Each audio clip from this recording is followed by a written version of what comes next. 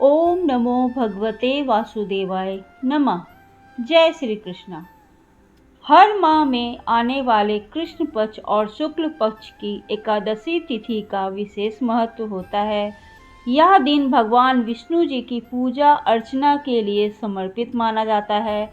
मान्यता है कि इससे पुण्य फलों की प्राप्ति होती है। कार्तिक महीने के कृष्ण पक्ष की एकादशी तिथि को रमा एकादशी का व्रत रखा जाता है। यह एकादशी दिवाली के पहले आती है। इस साल 28 अक्टूबर 2024 को रमा एकादशी का व्रत रखा जाएगा। इसे रंभा एकादशी के नाम से भी जाना जाता है। धार्मिक मान्यता है कि रमा एकादशी के दिन भगवान विष्णु जी की पूजा अर्चना करने और व्रत रखने से वैकुंठ धाम की प्राप्ति होती है और जातक को सभी दुखों कष्टों से छुटकारा मिल जाता है। यह दिन लक्ष्मी नारायण की पूजा करने के लिए बेहद खास माना जाता है। पौराणिक कथाओं के अनुसार प्रभु श्री कृष्ण ने युधिष्ठिर को रमा एकादशी के बारे में बताया था कि इस एकादशी को सच्चे श्रद्धा भाव से व्रत करने पर वाजपेय यज्ञ के समान पुण्य फलों की प्राप्ति होती है। तो आइए जानते हैं रमा एकादशी का शुभ मुहूर्त, पूजा विधि, पूजन सामग्री, पारण टाइमिंग और व्रत के नियम। पंचांग के अनुसार 27 अक्टूबर 2024 को सुबह 5:23 पर एकादशी तिथि की शुरुआत होगी और 28 अक्टूबर को सुबह 7:51 तक रहेगी। इस बार 28 अक्टूबर 2024 को रमा एकादशी का व्रत रखा जाएगा और 29 अक्टूबर 2024 को सुबह 6:23 से लेके सुबह 8:35 तक द्वादशी तिथि में पारण किया जा सकेगा। रमा एकादशी के दिन विष्णु भगवान की पूजा अर्चना करने के लिए लक्ष्मी नारायण की प्रतिमा, पीले रंग के फूल, नारियल, सुपारी, फल, धूप दीप, घी, पंचामृत, अक्षत, तुलसी दल, चंदन समेत पूजा की सभी सामग्री एकत्रित कर लें। एकादशी व्रत के दिन सुबह जल्दी उठकर स्नान करें। उसके बाद स्वच्छ कपड़े धारण करें, विष्णु जी का ध्यान करें और संभव हो तो उपवास भी रखें। घर के मंदिर की साफ सफाई के बाद लक्ष्मी नारायण की प्रतिमा के समक्ष घी का दीपक जलाएं। भगवान विष्णु जी की विधिवत पूजा करें। विष्णु जी को फल, फूल और तुलसी दल अर्पित करें। उन्हें भोग लगाएं। विष्णु जी के नामों का जाप करें। इसके बाद फिर उनकी आरती उतारें और अंत में क्षमा प्रार्थना के साथ पूजा समाप्त करें। अब हम जानते हैं एकादशी व्रत के कुछ नियमों के बारे में। एकादशी व्रत आरंभ करने के बाद इसे बीच में नहीं तोड़ना चाहिए। रमा एकादशी के दिन व्रती को अपशब्दों का इस्तेमाल नहीं करना चाहिए। एकादशी व्रत में चावल का सेवन नहीं करना चाहिए। फलाहारी या सात्विक भोजन का सेवन करना चाहिए। एकादशी व्रत में गोभी, पालक, सलगम का सेवन नहीं करना चाहिए। इस दिन व्रती को घर में झाड़ू नहीं लगाना चाहिए। एकादशी व्रत के दिन बाल कटवाने से भी बचना चाहिए। आइए अब हम सुनते हैं कार्तिक कृष्ण रमा एकादशी की कथा।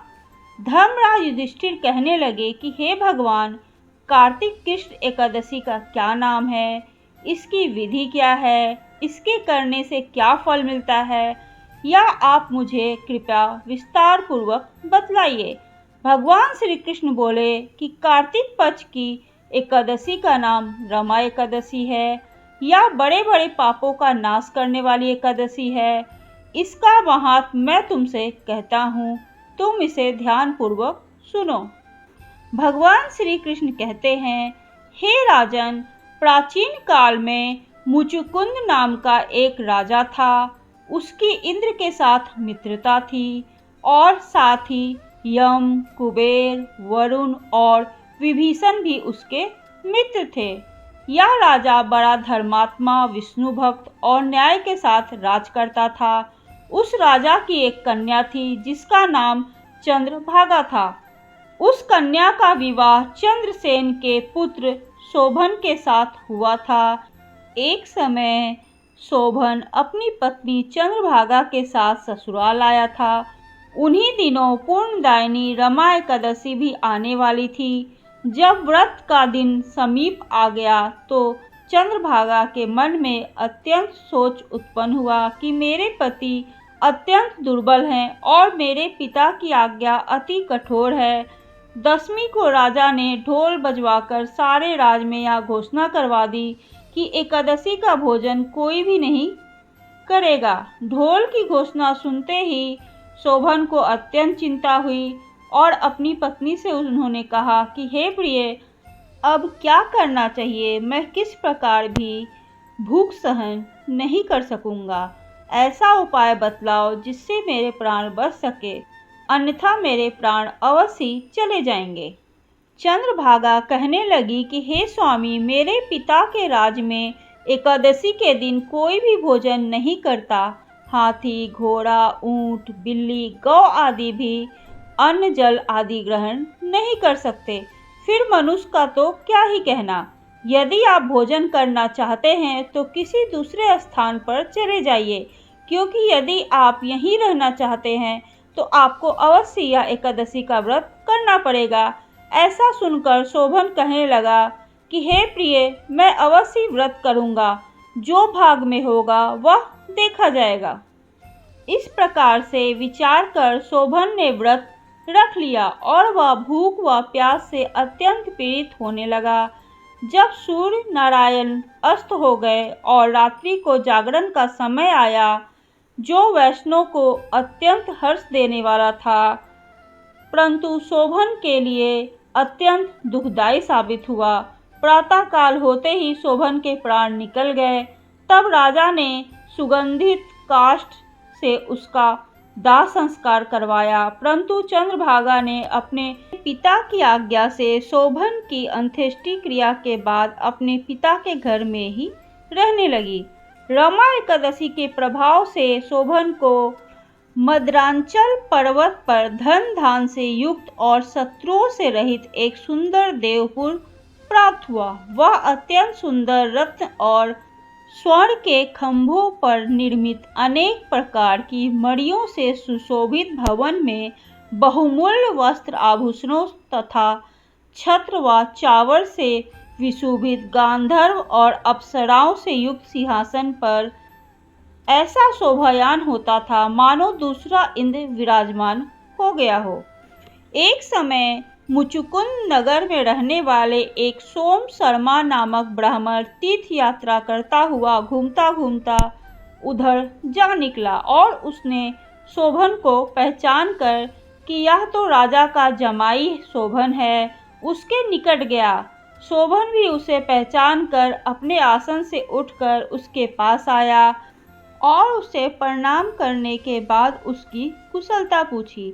ब्राह्मण ने कहा कि राजा मुचुकुंद और आपकी पत्नी कुशल से हैं, नगर में भी सब प्रकार से कुशलता है, परंतु हे राजन, हमें आश्चर्य हो रहा है। आप अपना वृत्तांत कहिए कि ऐसा सुंदर नगर जो न कभी देखा न सुना आपको कैसे प्राप्त हुआ। तब शोभन ने कहा कि कार्तिक कृष्ण की रमा एकादशी का व्रत करने से मुझे यह नगर प्राप्त हुआ है, परंतु यह अस्थिर है। यह स्थिर हो जाएगा, ऐसा उपाय बतलाइए। ब्राह्मण कहने लगा कि हे राजन, यह स्थिर क्यों नहीं है और कैसे स्थिर हो सकता है, आप बताइए, फिर मैं अवश्य वह उपाय करूँगा।